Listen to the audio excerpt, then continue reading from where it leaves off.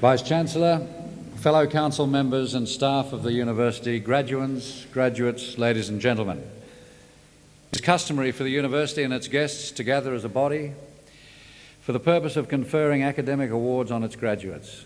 To members of a university, a ceremony for the conferring of awards is a particularly important and happy occasion in the university year.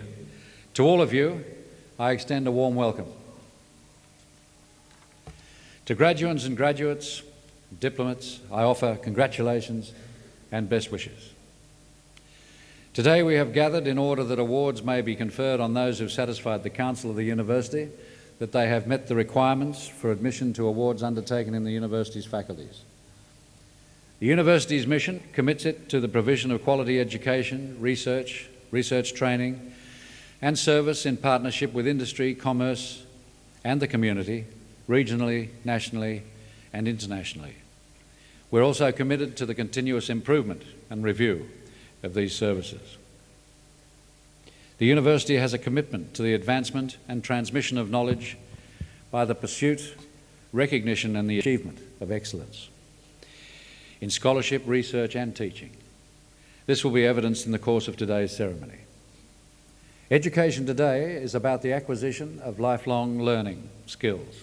I believe that the awards to be conferred upon our graduates and diplomats today will qualify them to make significant contributions in the local, national and, in the case of some, the international community. Lastly, I take this opportunity to remind those receiving their testaments today that as graduates and diplomats of the University, you automatically become members of Convocation. You thus join some 45,000 other graduates and have an opportunity through elected representatives to become involved in the governance of the university. Through Convocation, you will also be kept informed of activities and developments at the university, and you can maintain, if you like, a lifelong association.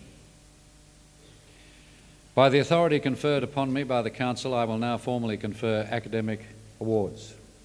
Will all candidates for admission to degrees and other awards please stand?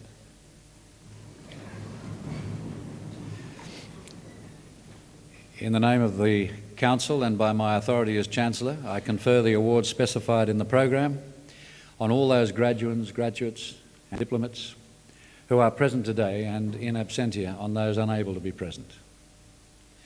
I now call on the Dean of the Faculty of Nursing to present graduates from that faculty.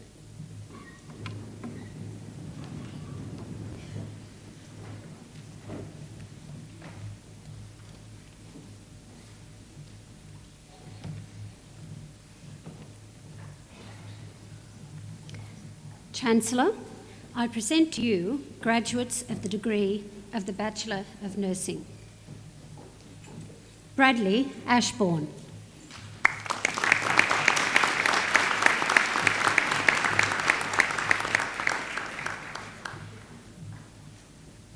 Aaron Old.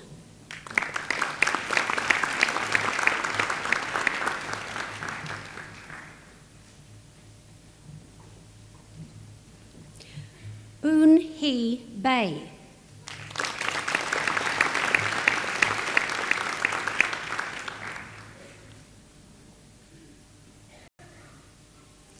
Jodie Bailey.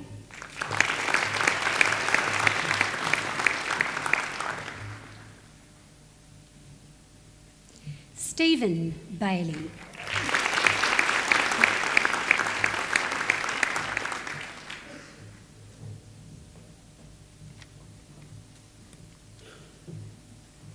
Louise Barclay.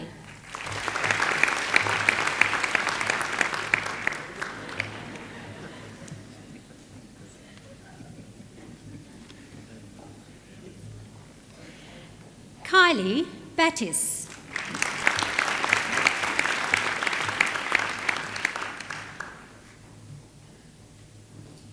Judith Bellamy.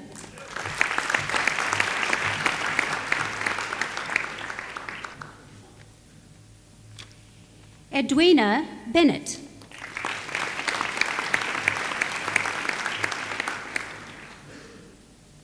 Vicky Bergquist.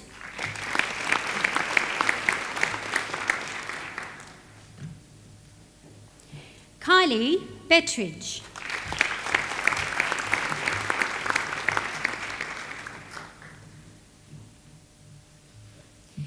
Keegan Bickerton.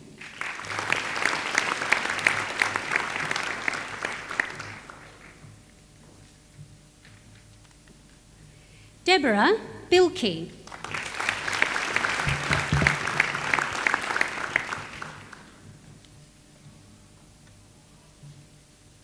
Benita Bolchina.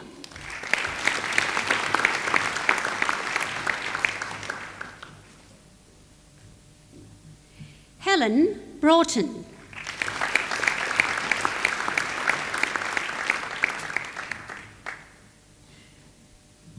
Lucas Bull.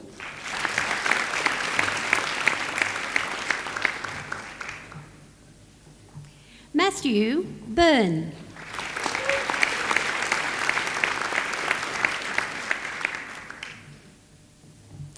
Renee Camborne.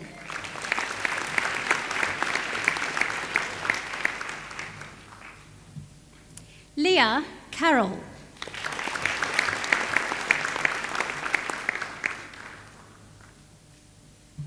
Narelle Cassidy.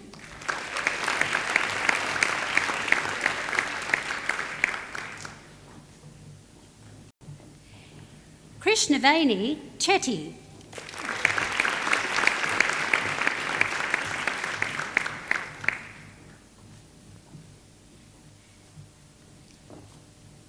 Yong Mi Cho.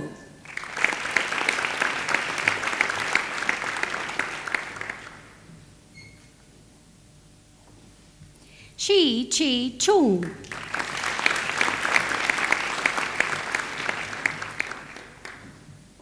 Marion Clark.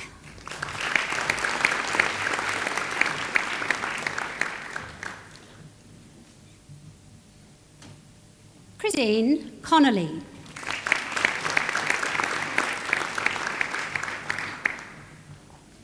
Kim Connolly.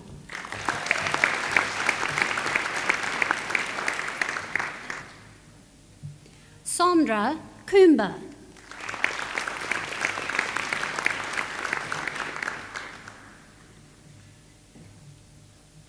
Jodie Corcoran.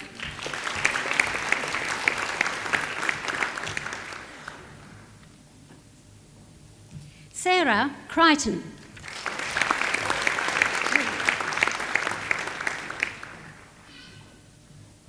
Sarah Cummings.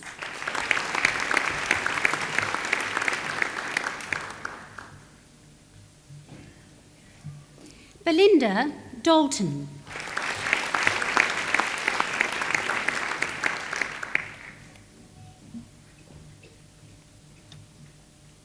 Tracy D.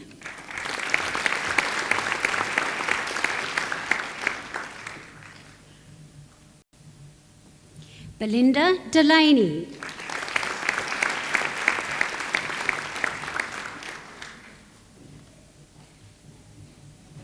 Jane Donaldson Sharp.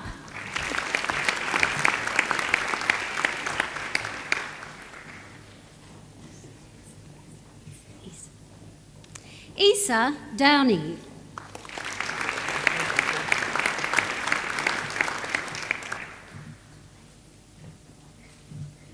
Lainey Drinkwater.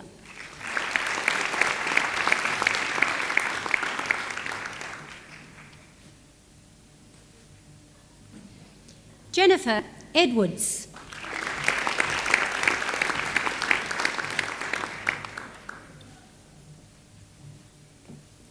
Diane Elborn.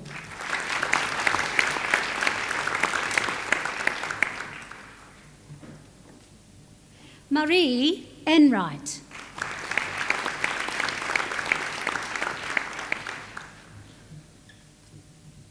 Rowena Fairhall.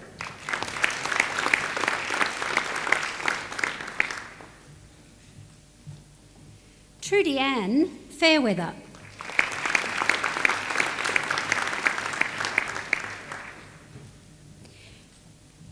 Richard Forshon.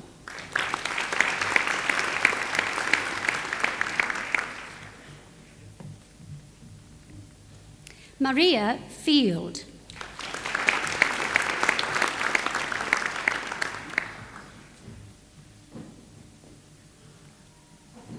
Karen Fitzgerald.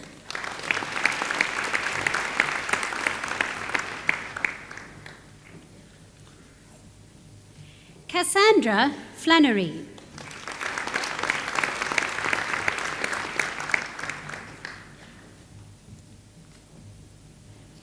Sharon Freeman.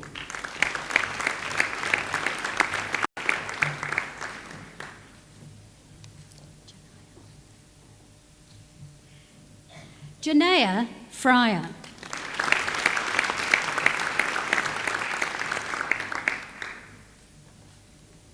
Catherine Fung.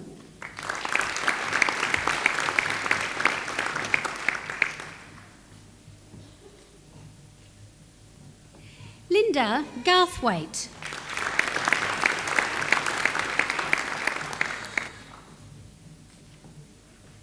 Helen Gill.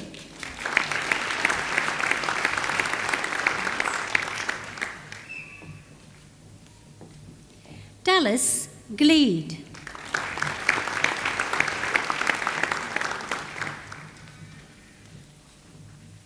Ainsley Gosper.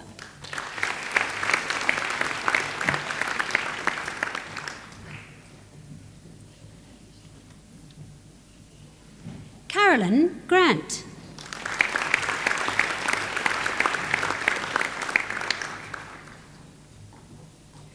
Lyndall Grant.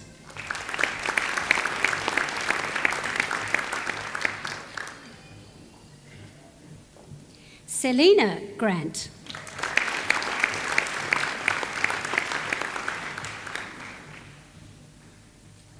Jennifer Hall.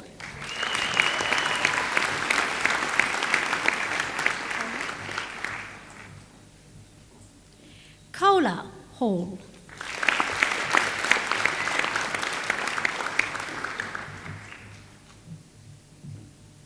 Bronwyn Hamilton.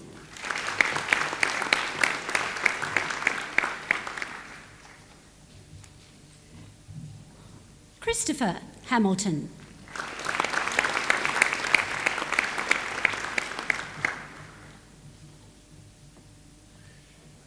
Jennifer Hannah.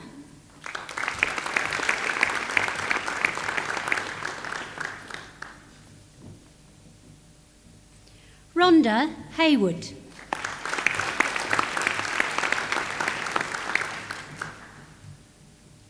Karen Hanning.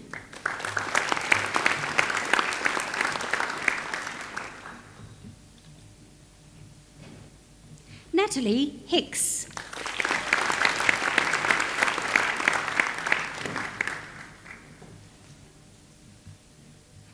Lele Ho.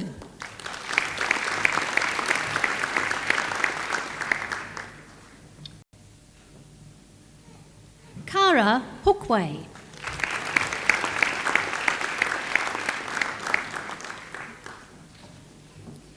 Nicole Hornery.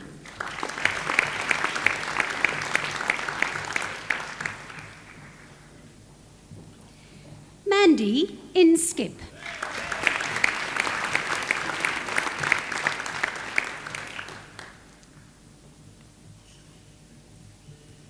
Karen Isareth.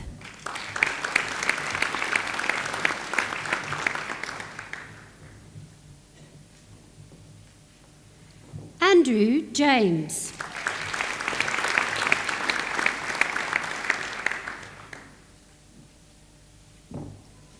Song Soon Jung.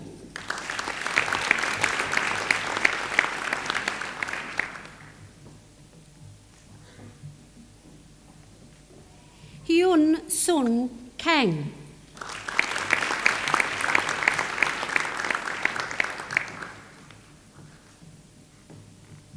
Jang Lim Kang.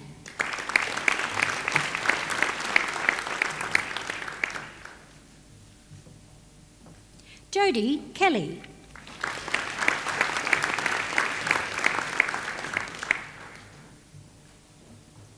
Matthew Kelly.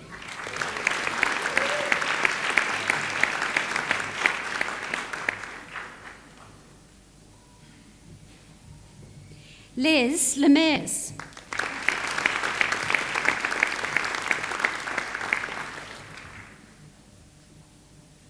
Melissa Lane.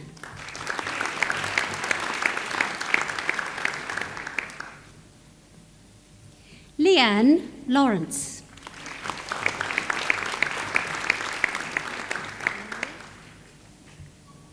Leanne Lurl.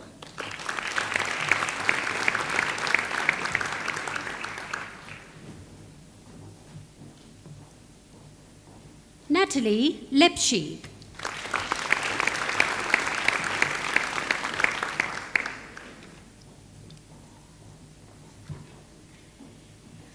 Dulcie Lusam.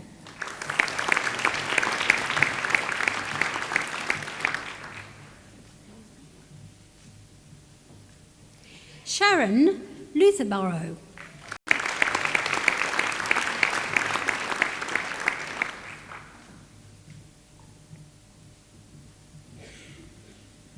Alma Marapeo Martinez.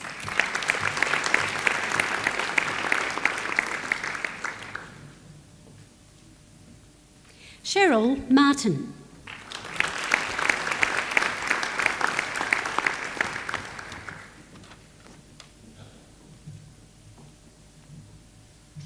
Anne Massey.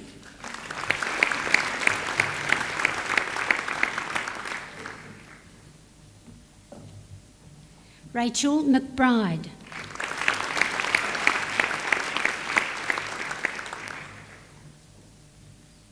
Bridget McCleary.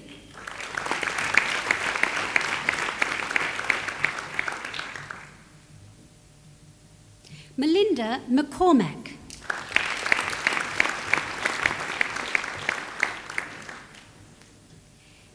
Debbie McGrath.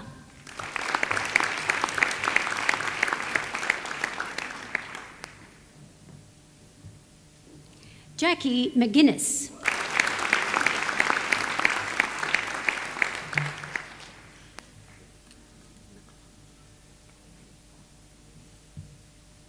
Alison McLaughlin.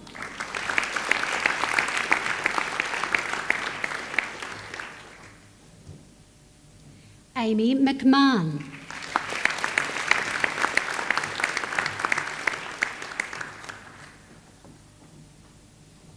Bernadette McNamara.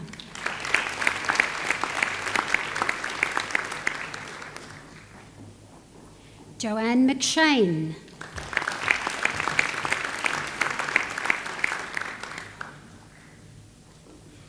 Louise Medbury.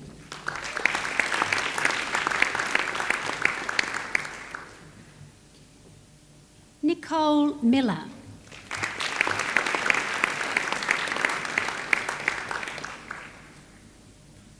Rebecca Mosley.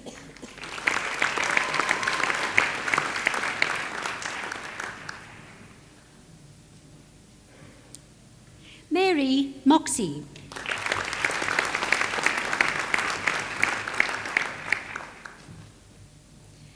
Murray Murray.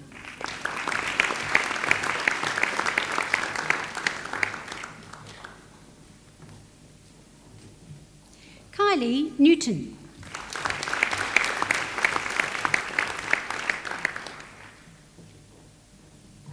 Tan Nguyen.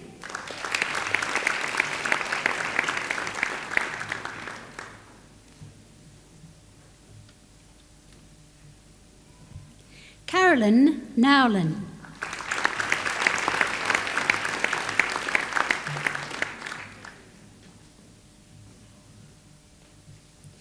Jennifer O'Donnell.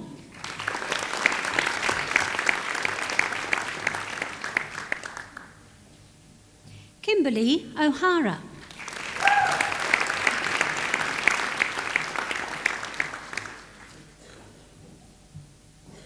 Annette Omond.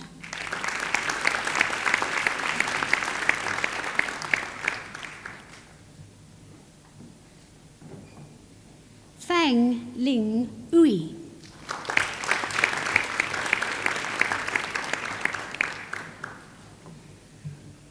Colin Payton.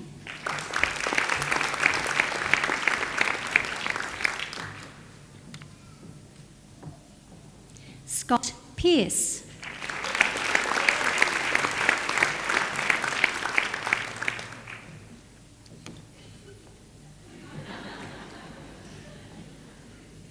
Michelle Pettifer.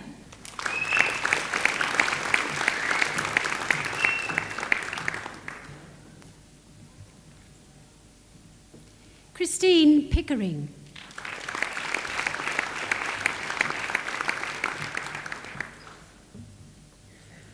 Louise Porter.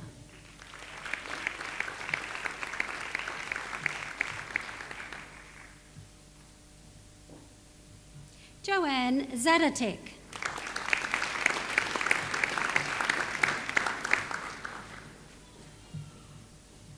Alison Ramage.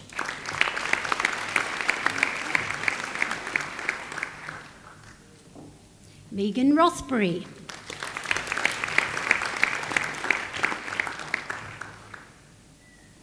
Lynn Sanday.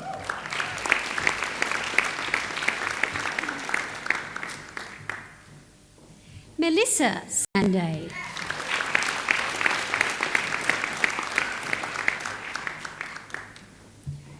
Karen Sharp.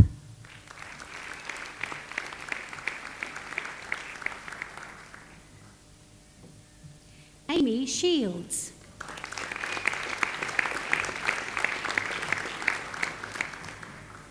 Stephen Simmons.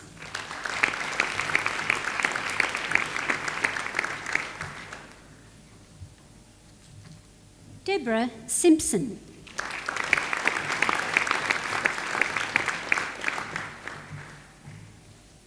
Mary Jane Slade.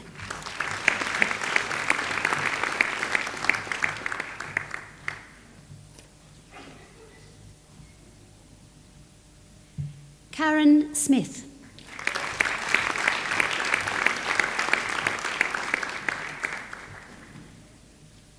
Tracy Smithers.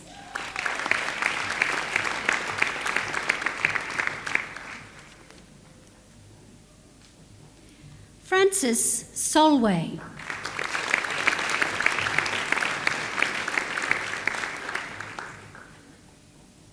Sean Spowett.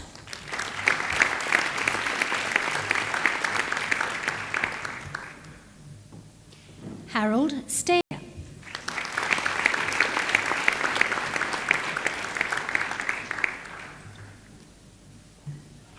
Linda Stevenson.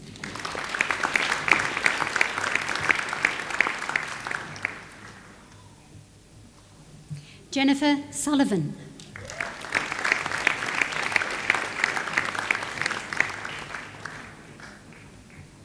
Victoria Tant.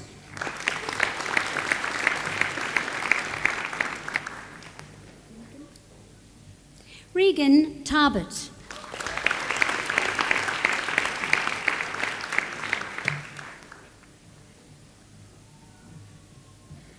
Amanda Taylor.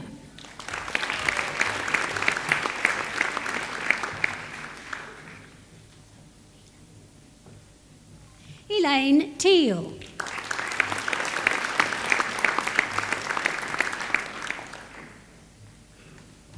Pauline Thomas.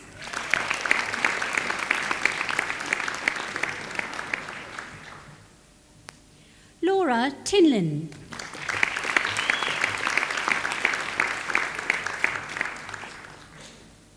Kate Torrens.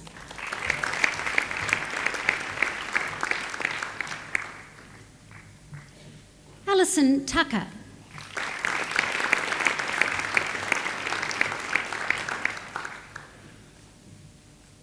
Vicky Usbach.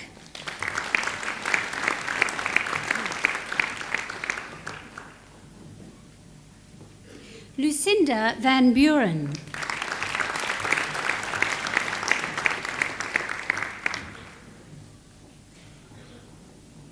Rhonda Van Haren.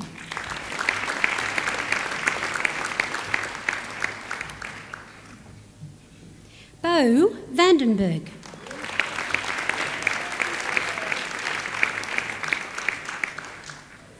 Shannon War.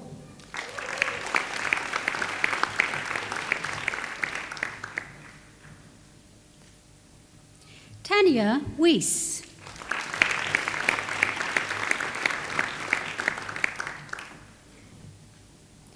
Angela White.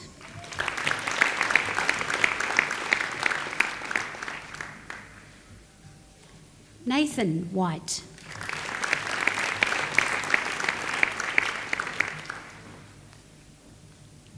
Emma Whittle.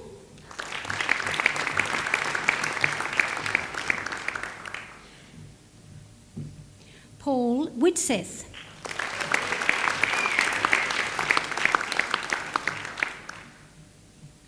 Kelly Wiggins.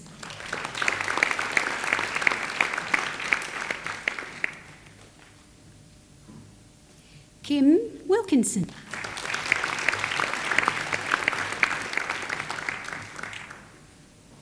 Rachel Wilkes.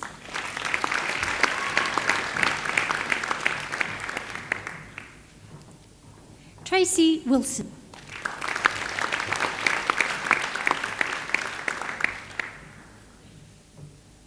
Julie Marie Woitala.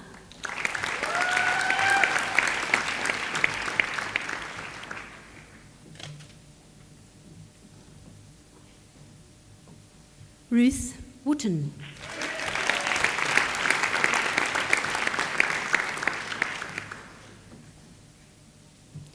Young Ju Yun.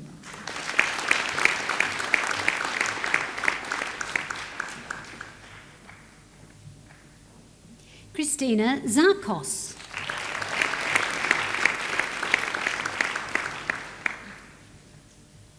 Elizabeth Gold.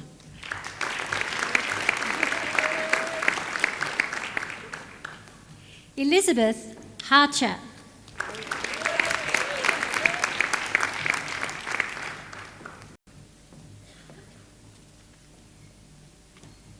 Robert Jones.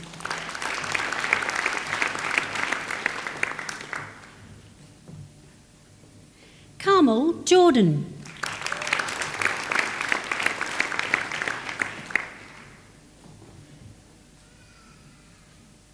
Elizabeth Kerr.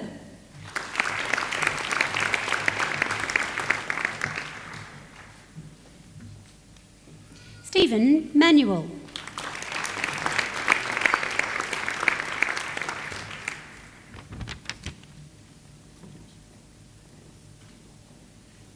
Michelle Price.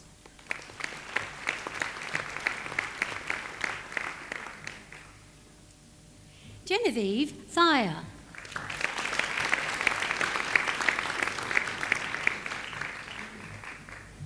Helen Yates.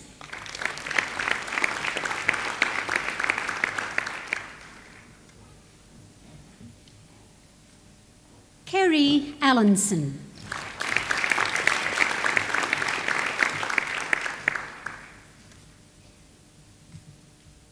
Wendy Aston.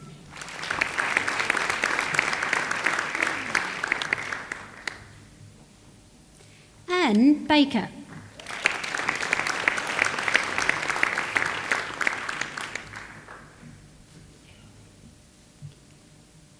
Ada Berry.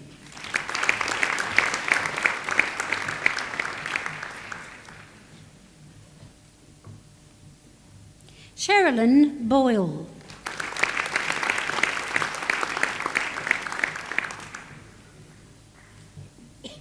Leslie Brown.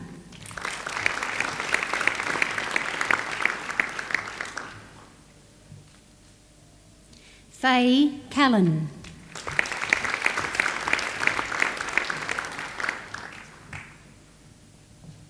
Shu Ling Chen.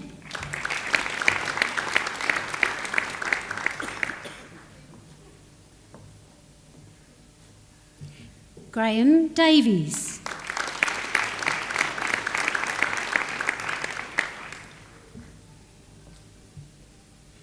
Pamela Doniger.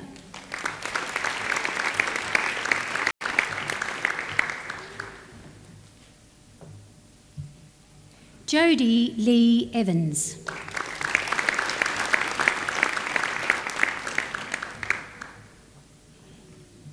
Jane Ferris.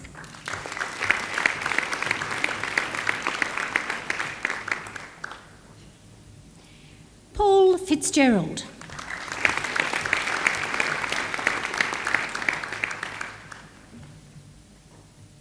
Helen Fleck.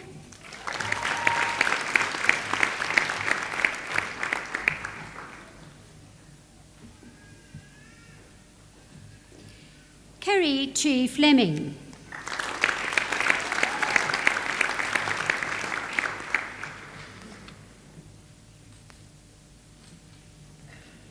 Fu Yuen Yi Teresa.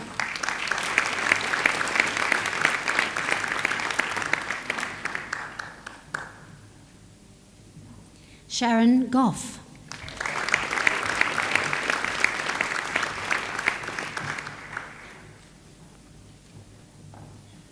Kenneth Graham.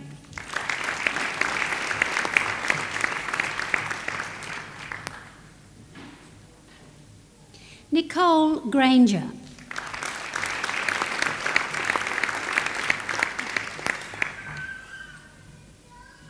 Suzette Green.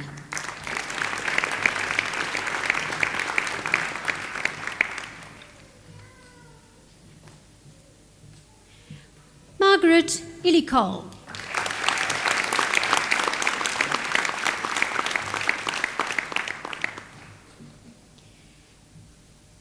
Vasanti Kalia Purimal.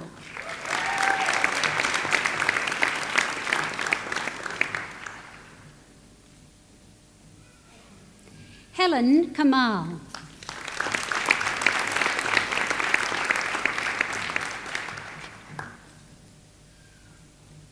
Angela Karacha.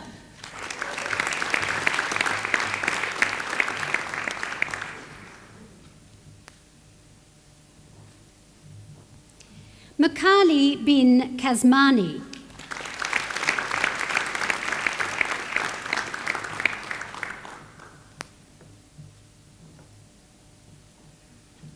Jung Ran Kim.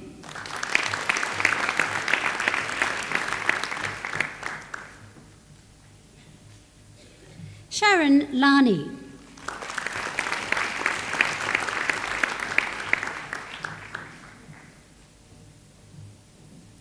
Long Kit Lee.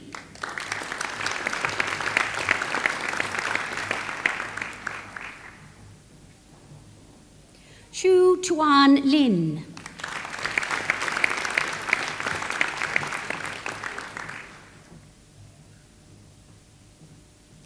Ling Sing Nang.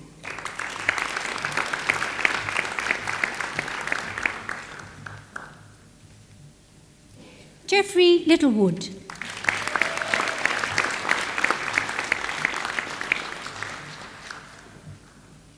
Fang Ching Lui.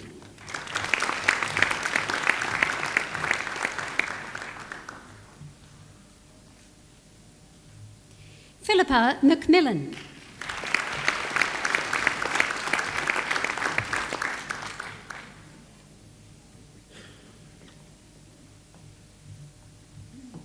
Bronwyn Mahaffey Radford.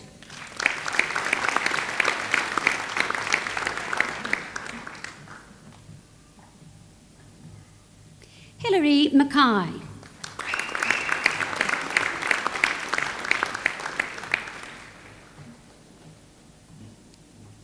Fiona McKinlay.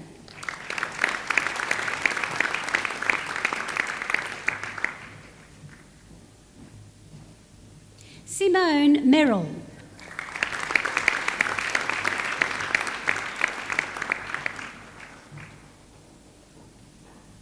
Kerry Neal.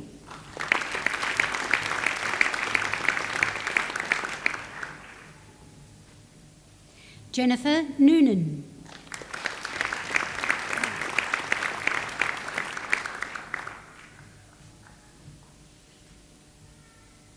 Mary Pereira.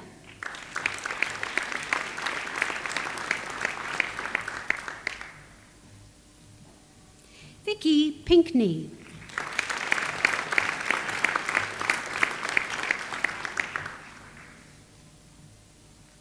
Naomi Quiggin.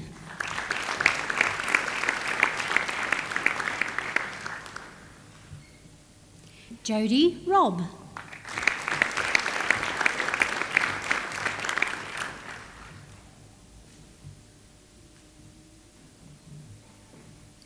Natalie Chouette.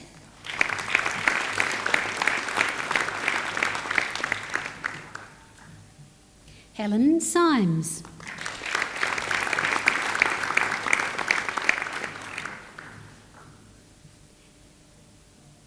Lynette Slater.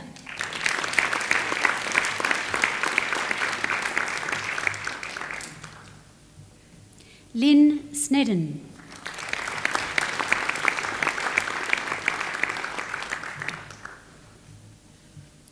Eleanor Thomas.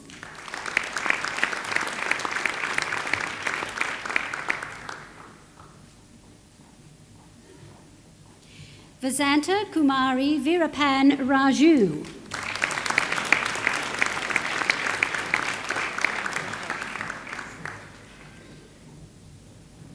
Aleda Wanders.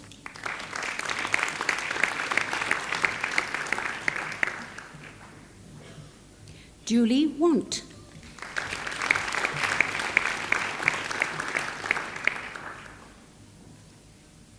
Fiona Way.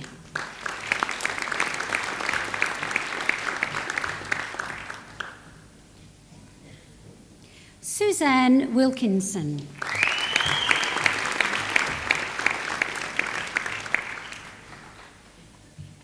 Fiona Williams.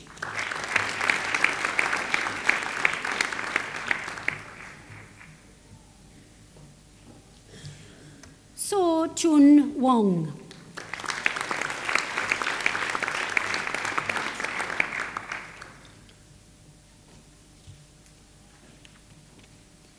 Carol Yaravi.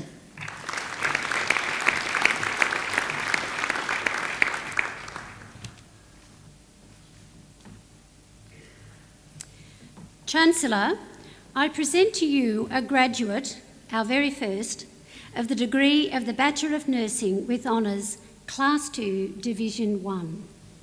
I present to you Maria Christian.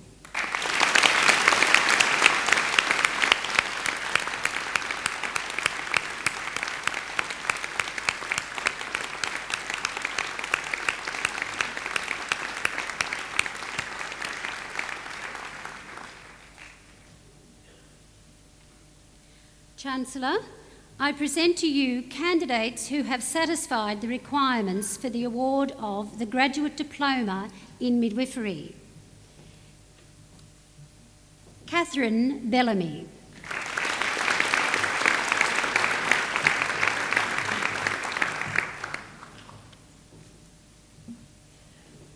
Vivienne Brown.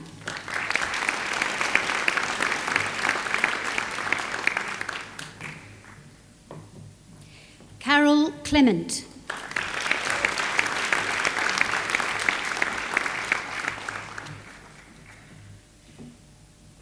Jill Cridland.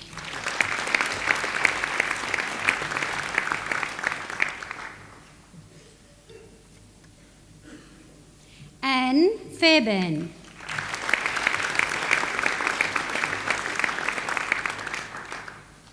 Sharon Lee Farrell.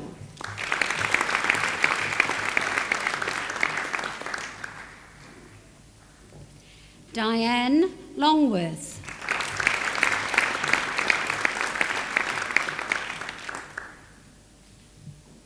Paula Richards.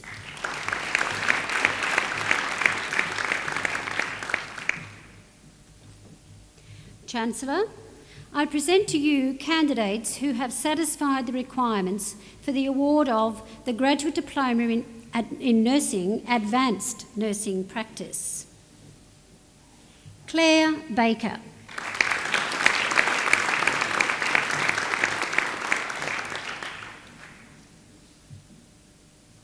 Sally Hawke.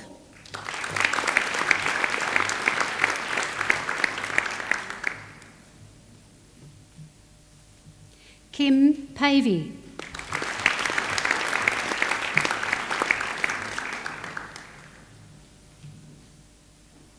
Rosemary O'Tim.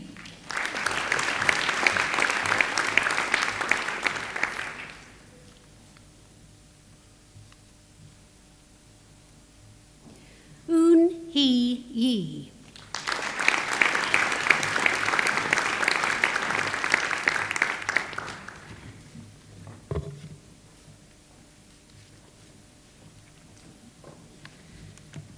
Chancellor, I present to you candidates who have satisfied the requirements for the award of Graduate Diploma in Nursing, Aged Care.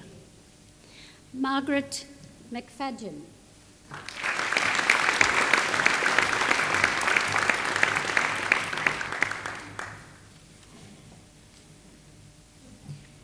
Carol Meserick.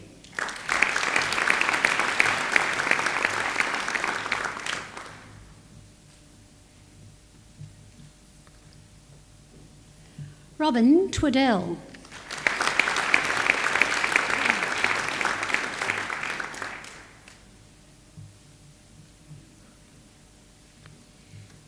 Chancellor, I present to you candidates who have satisfied the requirements for the award of the Graduate Diploma in Nursing, Psychiatric Mental Health. Ronald Lebrun.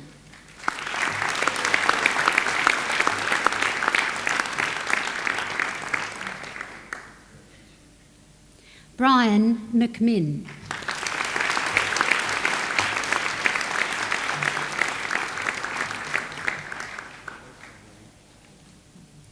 Chancellor, that concludes the presentation of graduates and diplomates from the Faculty of Nursing.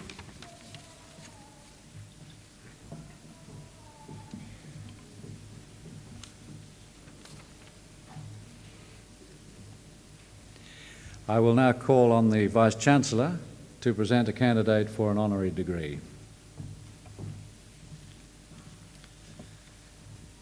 Chancellor, I have pleasure in presenting to you Ms. Roberta Carter-Brown, Medal of the Order of Australia for admission to the degree of Doctor of Education.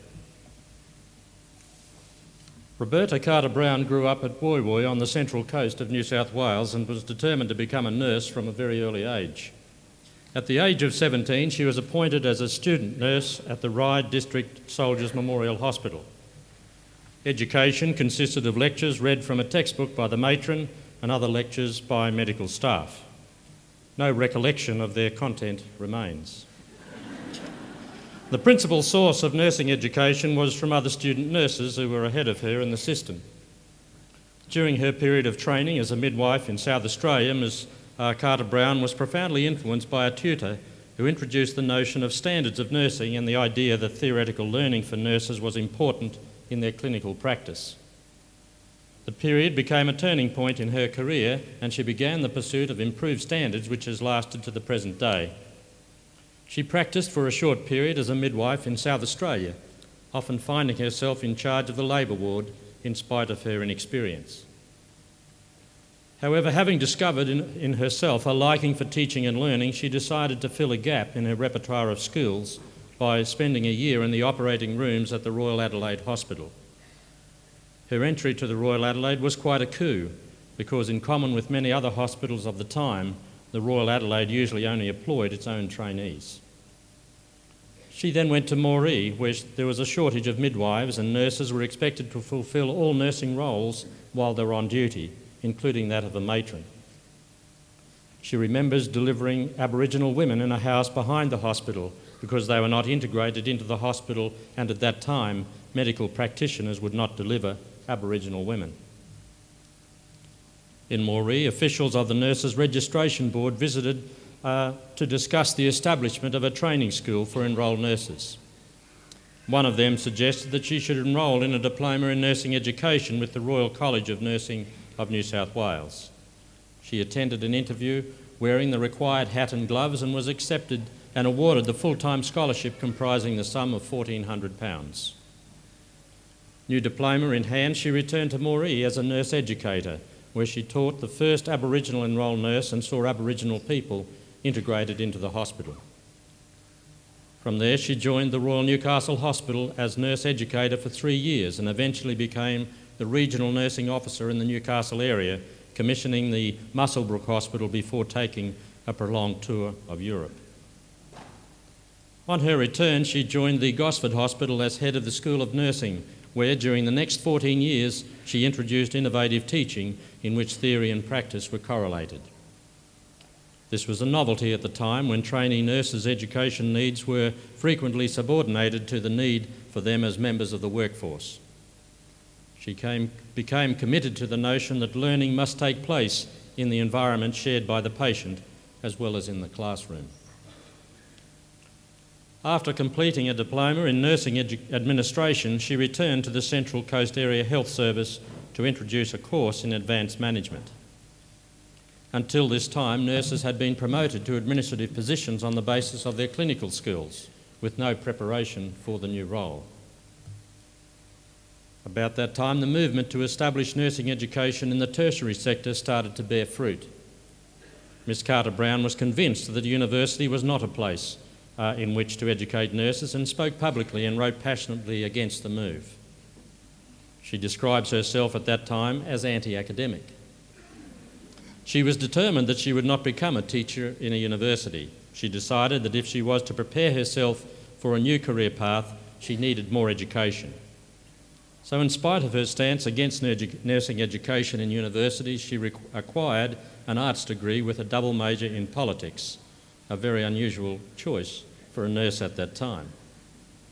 The major recollection of her studentship was that she had moved from one bureaucracy, the health service, to another, which was even more poorly managed. She became the Deputy Director of Nursing of the Central Coast Area Health Service and was advised to enrol in a Master of Business Administration.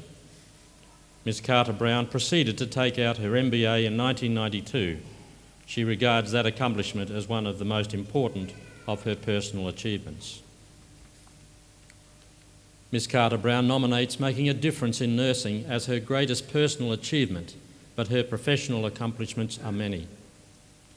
Recently, her partnership initiatives with the academic sector have challenged a few strongly held beliefs within nursing and academic circles. She continues to influence change in culture with regard to interdisciplinary relationships in the health sector. Ms Carter-Brown is a Fellow of the College of Nursing of New South Wales and a board member, a Fellow of the Royal College of Nursing Australia, a past President of the Institute of Nursing Administrators, an office bearer in the New South Wales Nurses Association, and an active member in numerous advisory boards and committees, including the board of the Faculty of Nursing at the University of Newcastle. In 1991, Ms Carter-Brown's contributions were recognised in her entry to the Order of Australia for services to nursing. These are the visible accomplishments of Ms Carter-Brown. However, it is equally important that we recognise the unseen component experienced by thousands of ill and injured persons who have received better nursing care as a result of her work, and a generation of nurses who have satisfying and fulfilling careers fostered by her efforts in nursing education and administration. Chancellor, it is with great pleasure that I present to you Roberta Carter-Brown, OAM, Diploma in Nursing Education of the New South Wales College of Nursing, Diploma in Nursing Administration of Cumberland College of Health Sciences, Bachelor of Arts of the University of New England, and Master of Business Administration of the University of Technology, Sydney, for admission to the degree of Doctor of Education. I'll just read this out.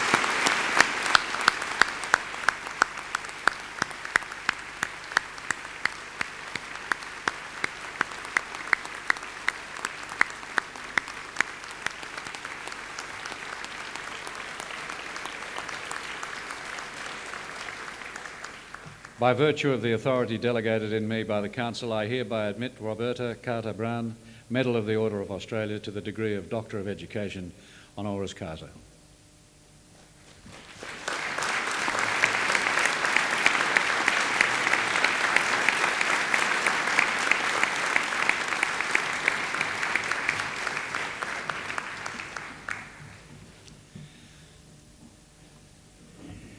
We will now have a musical interlude presented by the University Choir.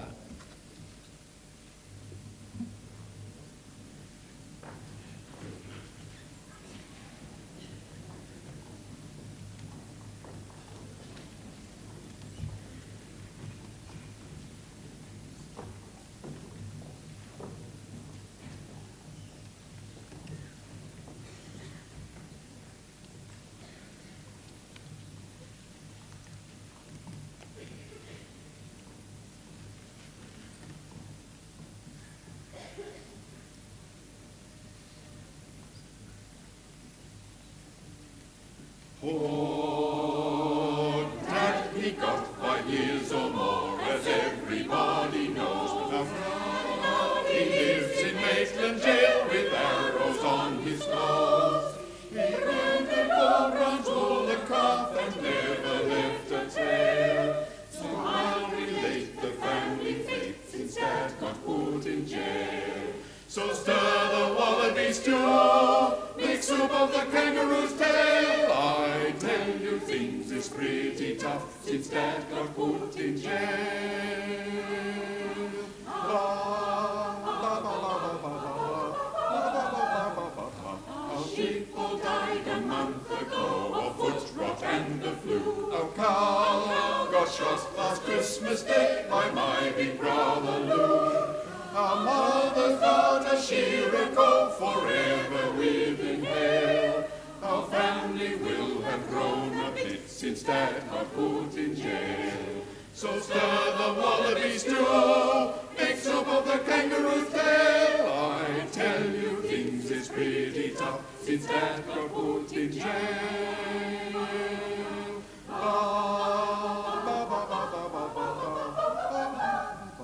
Our best got shook upon a bloke, but he's gone, we don't know where. He used to act about the sheds, but he ain't acted square.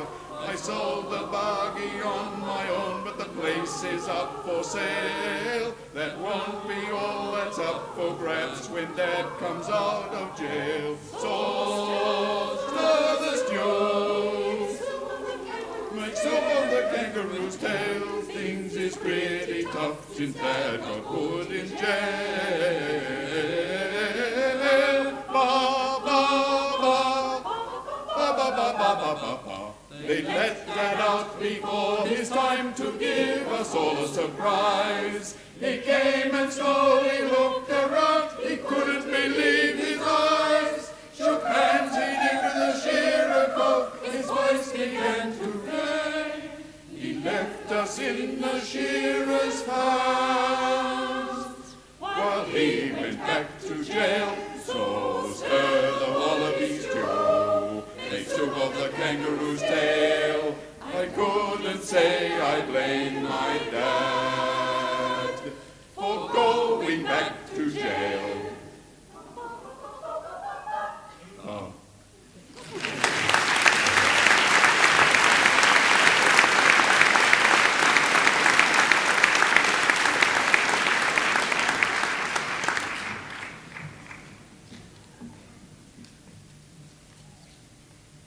Come all ye gallant poachers that ramble free from care, that walk out all a moonlit night with your dog, your gun and snare.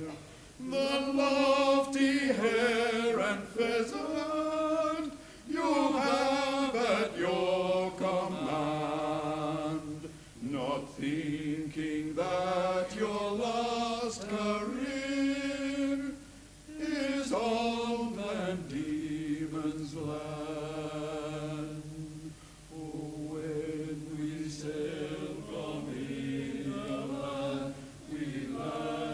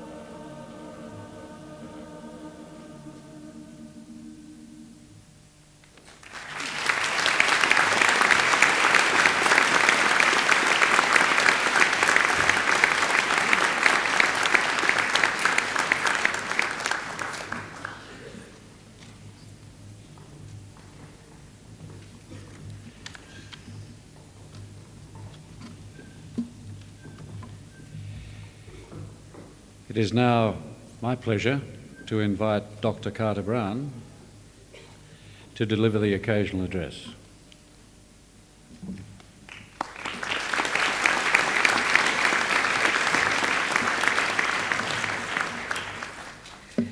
Chancellor, Vice-Chancellor, members of the University Council, members of the staff of the University, my family, my friends, fellow graduates, ladies and gentlemen. I am indeed honoured to receive such a prestigious award, one which I certainly never imagined would be mine, and it has come as a great honour. I was overwhelmed when I was asked if I would accept such an honour and to deliver the occasional address. One of the pitfalls of being asked to speak publicly is that acceptance of the invitation comes very easily, and then the daunting reality strikes. And at this time it was no different. However, I was about to begin a long holiday and will be travelling in a number of Australian states, and I became hopeful that there would be ample opportunities to gain inspiration. Little did I expect to find such inspiration on a small and picturesque beach in Victoria called Quarry Beach. The day was absolutely perfect. The sun shining, the ocean in Bass Strait crystal clear, the water freezing. And as I walked along the sand, gazing at the ocean and the waves rolling in, I saw a large school of dolphin playing, emerging high into the air, and then diving back into the sea. Then, to my amazement, they began to ride the waves into the beach. It was a most spectacular and a most amazing sight. And it was one which caused me to remember an occasion when I heard Geraldine Burton deliver a paper entitled Riding the Waves of Change. Geraldine is a nurse and a human resource consultant, and her paper led me to an understanding of organisations which I found pragmatic and extremely beneficial. In her paper, she used Toffler's theory of the third wave, where he divided human history in two waves: first agricultural, then industrial, and the third wave which incorporated computers, electronics, and the information technology era. Now, Toffler's theory was then applied by Lynch and Cordes to management theory. They metaphorically created a pool in which they saw represented organisations, for example, health services and universities, in which Toffler's wave theory provided the swirl for the pool's inhabitants, which they called carps, sharks and dolphins. According to Lynch and Cordes, these inhabitants are representative of the personnel found in organisations. Now, if you're not aware of what sort of fish a carp is, I quickly went to my fishing guide, and there they defined it as a pest found in the rivers west of the Great Dividing Range, and they live in the muddy bottoms of the river and eat the indigenous fish. Lynch and Cordes described carps as believing only in scarcity, and they never expect to do or have enough. They stay away from learning and experience. Their image can be misleading and disguises dishonesty, and they are seen by others as being very understanding and having an unlimited capacity for listening. In fact, they seldom state what they want and are masters of rumour and gossip, and their behaviour is extremely manipulative. Carps are found in the murky waters of the organisation, and they always hang around with other carps. Another inhabitant in the organisational pool manifests the behaviour of sharks. Sharks also believe in scarcity, although they intend to get as much as they can. They enjoy competition and they try to defeat the opposition. However, if they're unsuccessful, they join them. They are motivated by the need to control, and their aim is to take over the organisation. They hunt in packs, or singly if they're big enough. They do not like the surface where they can be seen. Finally, the dolphins, who believe in a choice between scarcity and abundance, and of course utilisation of resources. They create a world of plenty through flexibility and doing more with less. Dolphins are cooperative and visionary. They ride the waves and stay on top with creative thinking. They aim to break through difficulties and make way for creation and growth. They also enjoy risk-taking. Dolphins are visionary. They know what and who they are, where they are going, and are responsible and self-directing. I'm indebted to Geraldine Burton for these concepts, and what I want to go on and emphasise today to my fellow graduates is the importance for striving for dolphin-like characteristics in our own personal and in our professional lives. All organisations require more dolphins and to allow them to create and achieve their potential. The profession of nursing is no exception. If we are to cast our minds back to the many partnerships we have enjoyed with family, friends and colleagues over the years, I believe we would remember most those who have been dolphins.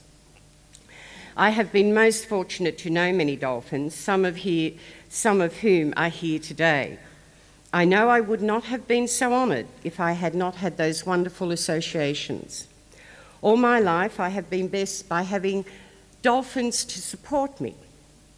From my many rich family experiences of my early life and a grandfather who taught me how to fish and appreciate nature, a man with highly developed dolphin characteristics, an aunt who, in the absence of my mother, provided the emotional support needed to see me safely and successfully through adolescence and into adulthood and to this most rewarding career of nursing.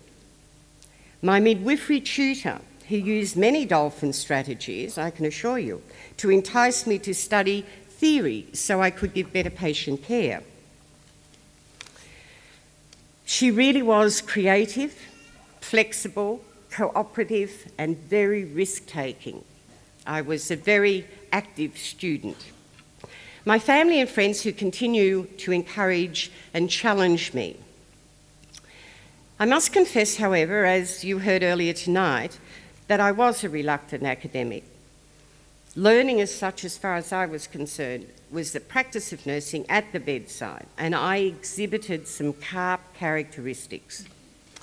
I was not convinced for many years that academic study would improve my ability to give better patient care. It was at this stage that I became a nurse educator at Royal Newcastle Hospital. This move proved to be a very significant one. It brought me lasting friendships which survive even today, as well as collegiate relationships with senior nurses from hospitals within the region at that time.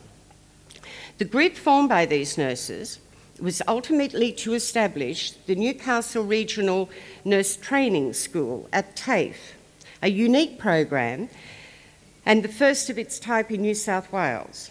The planners and managers of this program exhibited many dolphin traits: cooperation, risk-taking and great vision. They were able to stay on top in a very turbulent pool by creative vision and flexibility. I was to grow professionally within this environment, and the experience that I gained during my years at Newcastle was to give me greater understanding of how one might improve patient care. Firstly, improving my own education was a high priority. I went to university and studied a number of subjects unrelated to nursing, and as you heard, they were politics, and I thoroughly enjoyed them. This experience, of course, was to give me greater appreciation of the environment in which I worked and lived. Secondly, I needed to maintain and improve the alliances with colleagues and other organisations, if improvement of patient care was to continue. My move to the Central Coast Area Health Service allowed me to continue both my education and my involvement in those partnerships. In the early years on the Central Coast at Gosford, we had a vision to have, or there was a vision to have, a midwifery training school. And this was able to be realised by the formation of a partnership with Royal North Shore Hospital. Benefits gained from this partnership included improved education for nurses, higher standard of care for both mothers and babies, and a collegiate relationship between those hospitals. The success of this initiative over many years was due, I believe, to the dolphin characteristics of flexibility, creative thinking, and cooperation exhibited by all of those involved. Now, since those days, there have been many changes in nursing. Movement from the apprentice-type system, where all aspects of learning took place in hospital, to what we see with us tonight and the degree programs within universities. With these changes, the importance of partnerships has not lessened. In fact, it has become much more vital. During the transition of nursing in the 80s, there was always an underlying theme that greater correlation between theory and practice would occur and ultimately improve patient care. Unfortunately, the interrelationship between these two aspects of nursing has not always been realised. Perhaps one of the reasons may be that in some organisations, both health and tertiary, nurses found themselves in the swim with a number of carps and sharks. Remember, both types have traits of staying away from learning and experience, are manipulative, have motives of takeover and control, and they do not like the surface where they can be seen. I must stress that the institutions I refer to are not necessarily just nursing, but rather the wider organisations that nursing now finds itself. The gulf between nursing practice and theory requires all of the Dolphinian characteristics of creativity, flexibility to lessen that division. Partnerships built on these traits and those that are equal and can significantly lessen the gap. Equality is about identity and balance, allowing formation of partnerships in which participants keep their unique skills and individuality. It is finding a balance that will allow student, graduate participation, improvement in the delivery of patient care, and the theory of nursing. The development of such alliances require the constant development of dolphin characteristics of flexibility, risk-taking, and staying on top with creative thinking. All of us from time to time show characteristics found in the carps and the sharks. We believe in scarcity, stay away from learning, and experiences. However, if we are aware that we have these characteristics and wish to develop dolphin characteristics, we can strive to take time out to reflect and to be self-responsible. Both these traits require we take full responsibility for our thoughts, feelings, action, and our growth. We cease blaming others, the organisations, and assume responsibilities for our lives and our behaviours. I believe both the Faculty of Nursing at the University of Newcastle and the senior nursing staff at the Central Coast Area Health Service have demonstrated that equal partnership and assuming responsibilities for our actions can succeed. The initiative taken by both organisations in developing a graduate diploma in midwifery over a one-year period has many of the characteristics already described as Dolphinian. Flexibility, creativity, risk-taking, and doing more with less. The visions are maintained even though the pools in which we find ourselves are often turbulent. This partnership and others, such as the Clinical Chair in Nursing Research on the Central Coast, has been based on equality, with both parties keeping their unique skills and individuality. The outcome of the initiatives have been of benefit to students of midwifery, as well as the maintenance of midwifery student numbers in a time of shortage of practising midwives, both in New South Wales and throughout Australia. There have been significant improvement in nursing research within the clinical setting on the Central Coast, because it's actually being conducted by the actual nurse clinicians.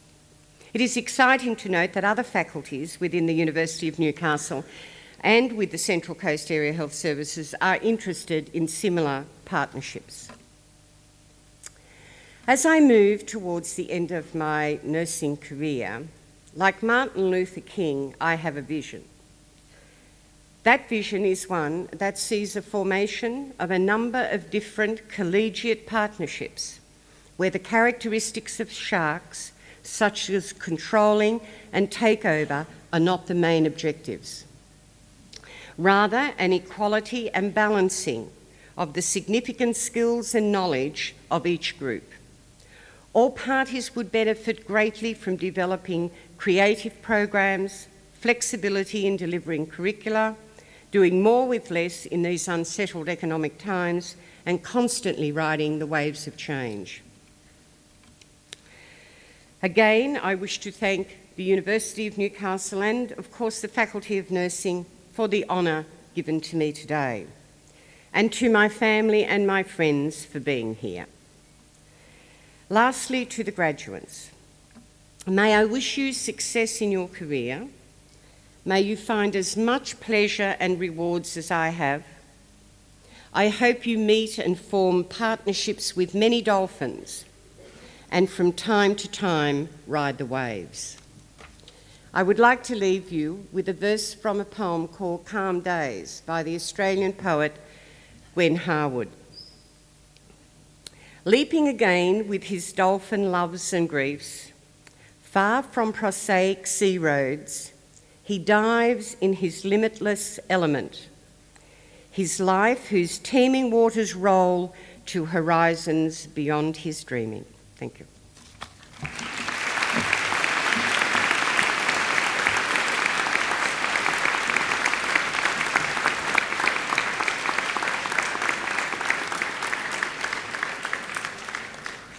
Dr. Carter-Brown, yours is a remarkable career, demonstrating to us all the commitment to lifelong learning, together with the flexibility to develop personally and to meet job challenges, each and every one, as they arise.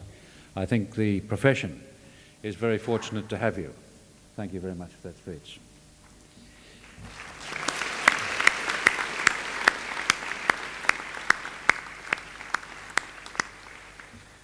I now have great pleasure in inviting Ms. Jennifer Hall to speak on behalf of the graduates.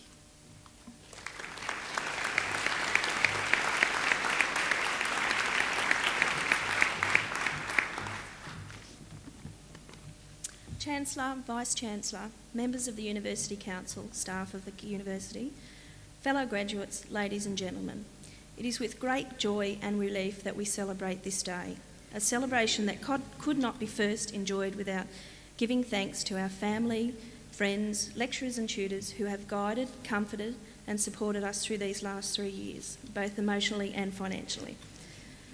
Whew. For most of us here today, on the 28th of February 1994, we embarked on what I would call, to say the least, an interesting 3-year journey.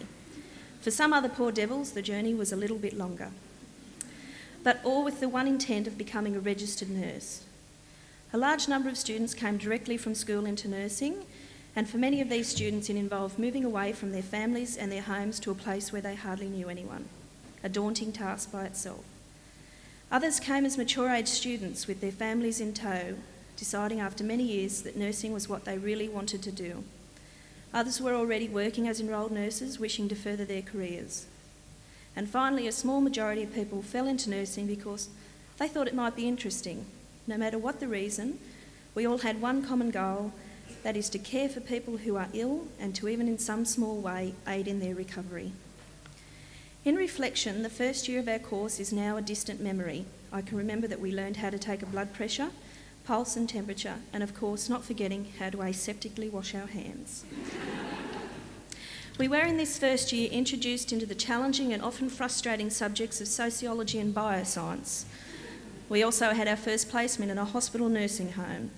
This placement for many students reinforced that yes, we were on the right path, but for others it made them unsure of their choice, thinking, is this really what it's all about? And do nurses really have to do that? It was also during this year that we lost any sense of modesty and all our inhibitions. This was achieved through the constant self-examination and testing of our bodily secretions during nursing practice. Our sanity was only left intact through the nurturing and supportive environment created by our first year coordinator, Sue Johnson. By second year, we had all firmly developed a group of friends. We were also becoming more confident with who we are and where we were heading. During second year, we were further introduced into two spectrums of illness, physical and mental. This year pointed out to us that working with people suffering from mental illness was not in fact a death sentence, as most of us had thought, but another area where people needed help just like anybody else. At this time, many students changed their direction and headed towards working at a psychiatric hospital. Another highlight of second year university life was being initiated into nursing care plans, law, ethics, and of course indoctrinated with nursing theorists such as Parsay, Roy and Oram. I feel sure when I say that many registered nurses working today have put these theorists in the correct place in their work environment. By the time we arrived at third year, we were known as the trouble year by our lecturers and tutors. The Faculty of Nursing had changed its course curriculum and we were thrown in at the deep end, plus we had that bioscience subject again. A subject that brought fear and dread into our lives and allowed us to fully appreciate the joys of multiple choice examinations. At this time also, I believe, we had itchy feet. We wanted to put all this knowledge we had gained into practice. We wanted to fly the coop and to spread our wings out in this wide, wide world. At the end of our year, we also had some lecturers and tutors leave the faculty due to budgetary cuts, of whom we wish well.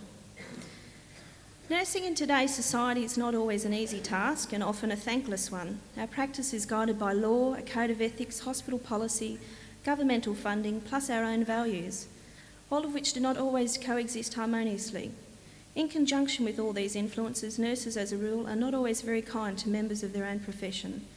But hopefully we as university educated and a new generation of nurses, we are able to break down the barriers that currently exist and aspire to make nursing a true profession, one in which we deliver optimal care to patients in the role of carer, advocate, educator, mentor and friend, a role that extends to our peers as well. In preparing this speech, I spoke to a number of other graduates today regarding their thoughts about university life in the last 3 years. Overall, many students stated what they missed most was the great social life we had at university. Now they're working, they could just not pop to the bar on the hill for a beer and a spud with their friends. When asking did people miss university, I definitely got a resounding no. But all stated that we came away with a great deal of knowledge to put into our careers. One person said the most she gained from university was a $7,300 HECS debt. But the most recurring theme in talking to other graduates about university life is the friendships and the bonds that we have developed over these 3 years. During this period, we were able to spend time with our friends who knew and understood what each of us were going through and were always available to give support. This is what we'll miss the most. In conclusion, I would like to say I feel honoured and privileged to address the gathering for and behalf of my fellow graduates here today. I again offer our thanks to those who have helped us make this through this long journey. Goodbye, but hopefully not good luck. I mean good luck, but not goodbye.